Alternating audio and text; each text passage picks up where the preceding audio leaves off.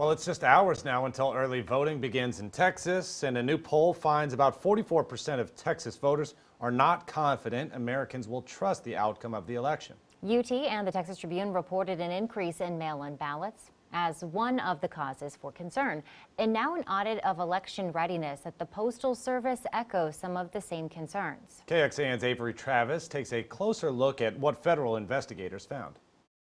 It was sort of as American as apple pie. That's how Sue Fairbanks has always thought of the post office, but after hearing concerns about the influx of mail-in ballots expected this year, she decided to hand hers in early. Late arrivals were one of the main concerns outlined in a new audit of the United States Postal Service ahead of the election. Another, some counties lacking technology to track those ballots. Travis County has a website so voters can check the status of their mail-in ballot. You can actually see that it was received successfully, so feeling pretty good about the whole thing. Some counties feature a barcode or tracking number on the envelope, but it's not required. And the auditors say without it, it's challenging or even impossible to make sure a ballot was received or kicked back to the voter. Unfortunately, it does have to be in the right place for the machines to be able to read it. The federal auditors warned if features were not properly located on an envelope, mail could be missorted or returned to the voter. And advocates with the League of Women Voters say that's happening to some voters in Dallas. So it was like, there is a little bit of an issue going on there in Dallas County. They haven't heard of any ballots being returned to voters here in Travis County, but if it does happen to you, they've got some steps for you to take.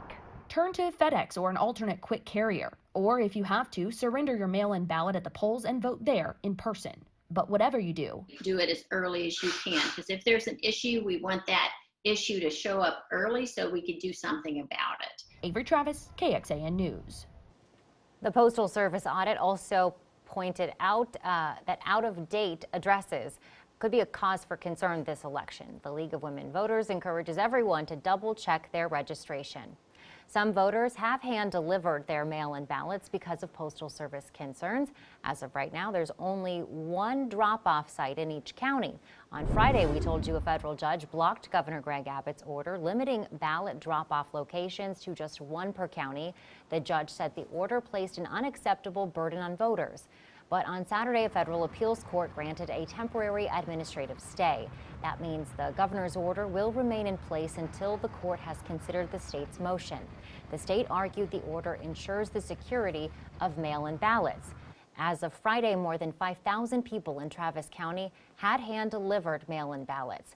Voters must show an ID and sign a roster when they deliver their mail-in ballots. Polls open